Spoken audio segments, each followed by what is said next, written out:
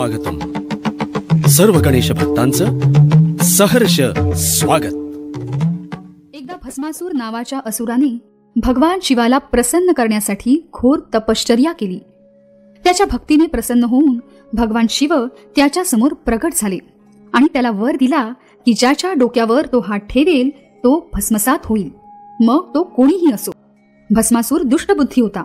त्याने भगवान शिवावरच या शक्तीचा प्रयोग करून पाहायची परवानगी शिवाकडेच मागितली.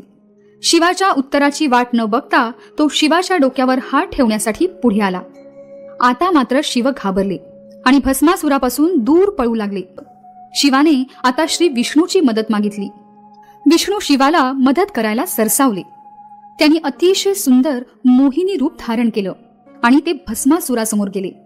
मोहिनीच्या सौंदर्यावर मोहित होऊन शिवाचा पाठलाग सोडून भस्मासूर मोहिनी जवळ आला. त्याने मोहिनीला मिठी मारण्याचा प्रयत्न केला, परंतु मोहिनीने त्याला हसतच थांबवलं. मोहिनीने त्याला अड घातली की जर त्याने तिच्यासोबत नृत्य केलं तर ती त्याची इच्छा पूर्ण करेल. भस्मासुराने अट मान्य केली. मोहिनीने नृत्याला सुरुवात केली आणि भस्मासूरही तिच्यासारखेच पदन्यास करायला लागला. भस्मासुराने मोहिनीच्या प्रत्येक क्रियेचं अनुकरण करायला सुरुवात केली. भस्मासुराला नृत्यात मग्न झालेलं पाहून मोहिनीने शेवटी नृत्य करताना आपला उजवा हात आपल्या डोक्यावर ठेवला. त्याबरोबर भस्मासुरानेही आपला उजवा हात स्वतःच्या डोक्यावर ठेवला. शिवाच्या वरानुसार त्या क्षणीच भस्मासूर जळून राख झाला. भस्मासुराला नष्ट करून श्री विष्णूंनी भगवान शिवाला संकटमुक्त केलं. भगवान शिवानी श्री विष्णूचे आभार मानले.